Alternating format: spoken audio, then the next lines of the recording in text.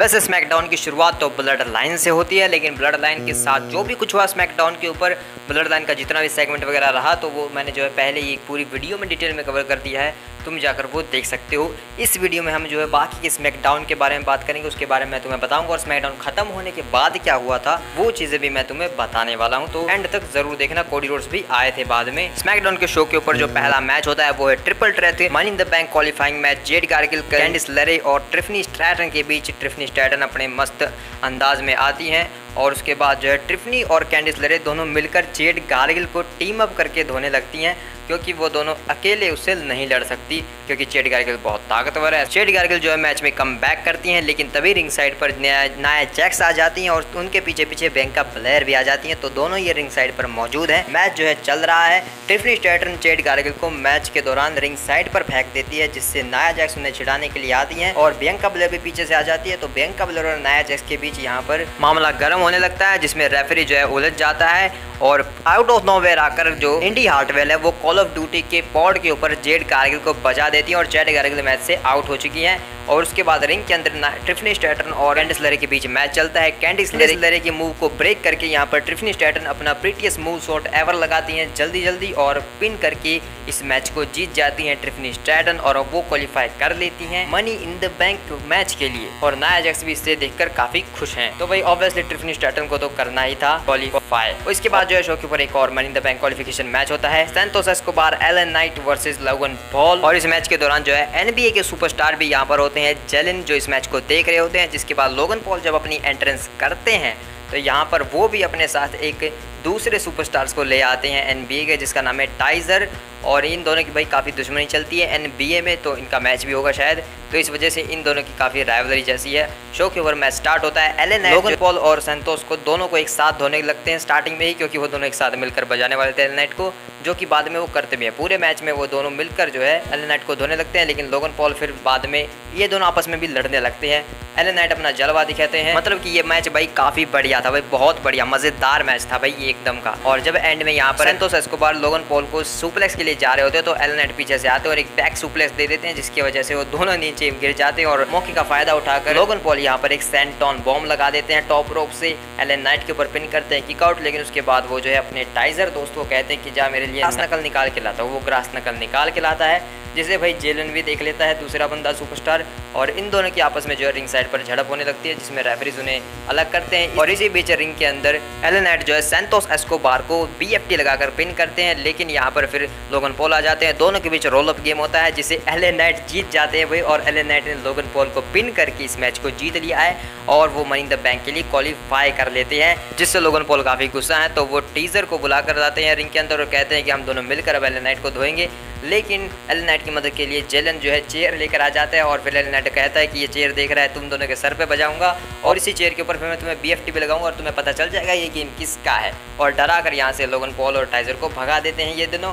और भाई मैच काफ़ी बढ़िया था, लेकिन इससे जो चीज़ें हुई वो ये है कि भाई एलन नाइट ने लोगन पॉल को पिन कर लिया है, जिस वजह से वो समर स्लैम के लिए अब मैच मांग सकते हैं और कोई भी उन्हें मना नहीं कर सकता कि उन्हें अपॉर्चुनिटी नहीं मिलनी चाहिए, उन्हें अपॉर्चुनिटी मिलनी चाहिए। और भाई जिस लेवल की इन्होंने परफॉर्मेंस दिखाई इस मैच में, तो ऑब्वियसली भाई समर स्लैम में ये मैच बहुत बढ़िया सुपरस्टार एक मेगा स्टार मैच जरूर हो। तो एलन नाइट को तो अब अपॉर्चुनिटी मिलेगी ही यूनाइटेड स्टेट चैंपियनशिप के लिए, यहाँ से ये चीज़ कन्फर्म हो चुकी है। जिस सबको जो है पीछे बैरन कॉर्बिन और अपोलो क्रूज देख रहे होते हैं और वो आपस में बात करते हैं कि अच्छी बात है कि सैंतोस जो है मनी इन द बैंक में नहीं जा रहा है, मैं मनी इन द बैंक जीत चुका हूँ, लेकिन कैश इन करके मैं उसे एग्जीक्यूट नहीं कर पाया, तो कोई बात नहीं। यहाँ पर तभी मेलो आ जाते हैं, इन दोनों को चिढ़ाने लगते हैं और अपनी तारीफों के पुल बांधने लगते हैं कि तुम जो नहीं कर पाए वो मैं करूंगा, मैं मनी इन द बैंक को जीतूंगा भी और उसके बाद अपनी मर्चेंडाइज भी बनवाऊंगा मेलो इन द बैंक और उसे बेचूंगा भी, काफी बढ़िया बिकेगी और मैं माला माल हो जाऊंगा।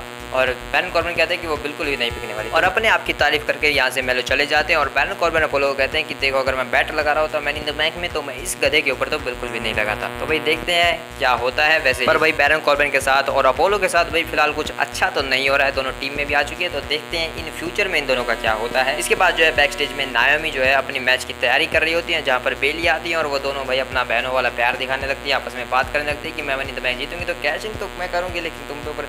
लेकिन तभी यहाँ पर ब्लेयर डेवनपोर्ट आकर इन दोनों को फिर से इंटरप्ट करती है और कहते हैं कि तुम अपने ख्वाब देखते रहना और मैं वहाँ से उतार कर चली जाऊंगी मनी इन द बैंक। तो नायोमी कहते हैं कि हमें इसके ऊपर ध्यान देने की जरूरत नहीं है। तो इसके बाद शो के ऊपर ये मैच होता है, बेल एंड डेवनपोर्ट अपनी एंट्रेंस करती है, उसके बाद इंडी हार्टवेल और नायोमी के बीच ये मैच स्टार्ट होता है। डेवनपोर्ट और इंडी हार्टवेल जो है दोनों स्ट्रेटजी बनाती है कि हम दोनों मिलकर नायोमी को बजाएंगे, लेकिन घंटी बजते ही नायोमी दोनों के ऊपर अटैक कर देती है और दोनों को वन हैंडेडली संभालती है काफी टाइम तक। लेकिन फिर ये दोनों मिलकर जो है नायोमी को बजाते हैं और फिर आपस में भी झगड़ते हैं भाई, डबल पिनफॉल करने का ट्राई करते हैं, यानी कि दोनों को एक साथ पिनफॉल करने का ट्राई करते हैं इसमें 2 बार। लेकिन एंड में जब इंडी हार्टवेल रिंग साइड पर डेवनपोर्ट को भी नीचे डाल देती है और उसके बाद नायोमी को भी रिंग के अंदर फेंक देती है, तो यहाँ पर तभी जेड घायल आ जाती है। भाई उनके मैच का सत्यानाश किया, इसलिए वो यहाँ पर आ चुकी हैं और जेड घायल वही करती है इंडी के साथ। इंडी ने जेड के साथ किया था पहले मैच में, तो यहाँ पर पॉड के ऊपर फेंक कर रिंग के अंदर फेंक देती हैं और उसके बाद नायोमी अपनी सुपर किक लगाकर उसके बाद अपना फिनिशर लगाकर पिन करके इस मैच को जीत जाती हैं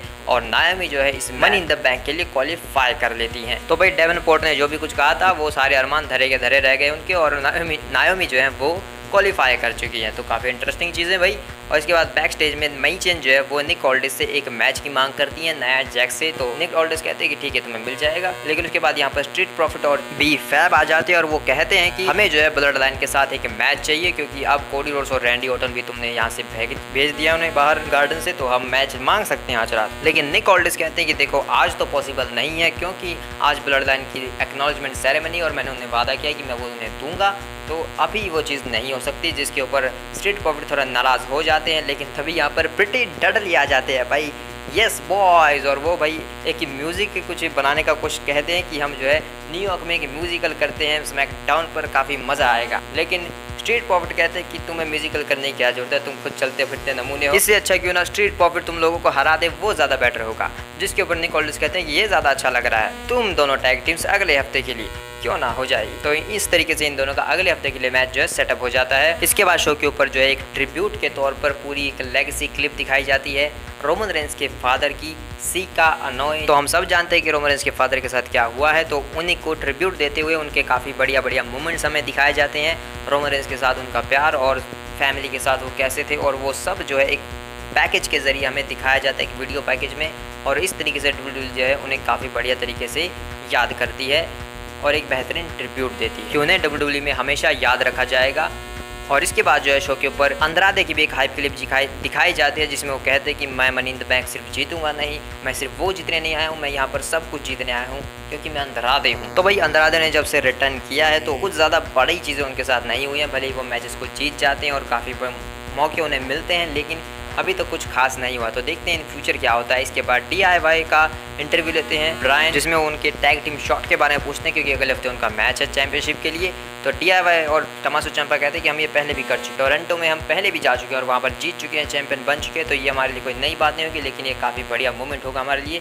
लेकिन तभी ऑस्टिन थ्योरी आकर कहते हैं कि मैं तुम्हें पिछले काफ़ी हफ्तों से देख रहा हूँ और मैं अभी तक सोच रहा हूँ तुमने मेरे साथ क्या किया था। जिसके ऊपर जॉनी गार्गानो कहते हैं कि देखो वो हमने नहीं किया था, हम ग्रेसन वॉलर को बजाने जा रहे थे, लेकिन उसने तुम्हें बीच में डाल दिया था, वो तुम्हारा यूज़ कर रहा है, तुम समझते क्यों नहीं। लेकिन ऑस्टिन थ्योरी कहते हैं कि वो मेरा भाई है, मेरा दोस्त है, हम टैग टीम चैंपियंस हैं, हम बडीज़ हैं। लेकिन जॉनी गार्गानो से समझाने की कोशिश करते हैं कि वो तेरा बडी नहीं है, वो सिर्फ तेरा इस टाइटल के लिए यूज़ कर रहा है, तेरी पोटेंशियल को यूज़ कर रहा है। लेकिन तभी ग्रेसन वॉलर आकर पीछे से बजा देते हैं DIY को, जिसके बाद ऑस्टिन थ्योरी उन्हें यहाँ से पकड़ कर ले जाते हैं। तो भाई देखते हैं कब इनका ब्रेकअप होता है। मैं ऑस्टिन थ्योरी के फेस रन के लिए काफ़ी एक्साइटेड हूँ भाई। और इसके बाद शो के ऊपर मेन इवेंट में एक्नॉलेजमेंट सेरेमनी देखने को मिलती है, पॉल हेमन को तोड़ फोड़ दिया भाई वो सब कुछ। और ये जो है मैं ऑलरेडी एक पूरी वीडियो में डिटेल में कवर कर चुका हूँ, 10 मिनट की वीडियो है भाई, वो पूरी की पूरी ब्लड लाइन के ऊपर क्या क्या हुआ था स्मैकडाउन पर।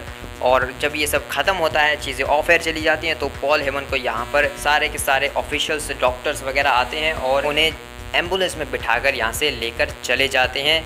तो पॉल हेमन की हालत बहुत बुरी है, जिसके बाद ये सब देखने के बाद लोग कह रहे हैं कि भाई पॉल हेमन भी मर गया है, जैसे CM पंक और जेड गेबल मर गए थे। तो अब भाई सबसे ज़्यादा इंतजार तो पॉल हेमन के रिटर्न का होगा कि पॉल हेमन कब रिटर्न करेंगे, क्योंकि वो चीज़ मैं तुम्हें बता चुका हूँ ब्लड लाइन वाली वीडियो में। तो इसके बाद शो के ऊपर कोडी रोड्स वापस आते हैं और माइक लेकर, और वो कहते हैं कि मैडिसन स्क्वायर गार्डन ये कोई ऐसी जगह नहीं है जहाँ पर मैं रिटर्न कर रहा हूँ उस टाइटल के साथ, लेकिन ये एक्चुअल में वो जगह है जहाँ पर चीज़ों की शुरुआत हुई थी, यहाँ पर वही चीज़ें हुई थी। यहीं पर इसी कॉर्नर के ऊपर खड़े होकर मेरे पिताजी ने पहली बार वर्ल्ड टाइटल को जीता था और उस टाइटल को फिर कुछ ही देर बाद उनसे छीन लिया गया। लेकिन इसके बाद वो रोने भी लगते हैं, थोड़े से भावुक हो जाते हैं, जो कि ऑब्वियसली होंगे भाई, वो ऐसी जगह पर हैं फिलहाल के टाइम पर, और वो उसी चीज़ को दोहराने की बात कहते हैं यहाँ पर, लेकिन कहते हैं कि वो इस टाइटल के साथ नहीं होगा, वो किसी और टाइटल के साथ होगा। तो यहाँ पर वो एक पॉकेट से एक नया टाइटल निकालते हैं, अपना ईगल चैंपियनशिप, जो पुरानी वाली होती थी भाई WWE में और जो उनके फादर ने जीती थी, उसी टाइटल को वो निकालते हैं उस पॉकेट से और उसी कॉर्नर के ऊपर चढ़कर सेलिब्रेट करते हैं और अपनी उस फादर वाली मेमोरी को जो है याद करते हैं और पूरी दुनिया को याद दिलाते हैं कि क्या हुआ था, कहाँ से चीज़ें शुरुआत हुई थी। तो काफ़ी बढ़िया मोमेंट था भाई, ये बहुत अच्छा मोमेंट, ये स्मैकडाउन पर होना चाहिए था भाई, ये इसे ऑफ एयर में क्यों डाला भाई, मुझे तो ये समझ नहीं आ रहा। ये भाई बहुत बढ़िया और बहुत प्यारा मोमेंट था जो कि हमें स्मैकडाउन पर देखने को मिलना चाहिए था, बस मुझे ऐसा लगा तो मुझे तुम्हें बता देना चाहिए। उसके बाद जो है शो के ऊपर जो हमारी नहीं मतलब पॉल हेमन की जो गर्लफ्रेंड है भाई केला ब्रैक्सटन, तो उनका जो है यहाँ पर सभी को पता है कि वो WWE को छोड़कर जा रही हैं, तो यहाँ पर एक बढ़िया सा मोमेंट जो है शेयर करते हैं कोडी रोड्स केला ब्रैक्सटन के साथ, जहाँ पर सब लोगों ने जो एक फेयरवेल के तौर पर थैंक यू केला के नारे लगाते और ये उनका आखिरी WWE अपीयरेंस थी मैडिसन स्क्वायर गार्डन में, जहाँ पर सभी उन्हें थैंक यू बोलते हैं और इस तरीके से उनका फेयरवेल जो है सेलिब्रेट करते हैं कोडी रोड्स और पूरा अरीना और हम सब जिन्होंने भी ऑफर देखा होगा। और उसके बाद जो शो के ऊपर एक मैच भी होता है Finn Balor versus Jey Uso के बीच, जो कि एक्चुअल में डीमिन प्रीस्ट वर्सेस जे ऊसो के बीच होने वाला था, लेकिन डेमिन प्रीस्ट का कुछ भाई ट्रैवलिंग इशू रहा जिस वजह से वो नहीं जा पाए, तो उन्हें रिप्लेस कर दिया गया फिन बैलर के साथ ने, जिसके बाद ये वर्ल्ड हेवीवेट चैंपियनशिप मैच नहीं बल्कि न्यूयॉर्क सिटी का एक स्ट्रीट फाइट मैच होता है। मतलब भाई वहाँ के लोगों को खुश करने के लिए काफ़ी बढ़िया मैच हमें देखने को मिलता है। जो उसो एंड में यहाँ पर फिन बैलर के कूने पर को रिवर्स करते हैं और टेबल के आर पार स्पेयर लगाकर पिन करके इस मैच को जीत जाते हैं और ईट कर देते हैं सब कुछ। और अगले हफ्ते के लिए यहाँ पर प्रियंका बलेर, जेड कारगिल वर्सेस कैंडिस लेरे और इंडी हार्टवेल का मैच को ऑफिशियल कर दिया गया है। स्ट्रीट प्रॉफिट वर्सेस ब्रिटी डडली देखने को मिलेगा और उसी के साथ WWE टैग टीम चैंपियनशिप दांव पर लगेंगी। Austin theory, Grayson Waller versus DIY, और क्या ये वो जगह होगी जहां पर ऑस्टिन थ्योरी का फेस टर्न होगा, ग्रेसन वॉलर बिट्रेल करेंगे या फिर इनका ब्रेकअप होगा, तो देखेंगे भाई क्या होता है, हमें नई चैंपियन देखने को मिलेंगे या नहीं। अगले हफ्ते का वेट करते हैं, तो मिलते हैं किसी और वीडियो में, तब तक के लिए बाय बाय।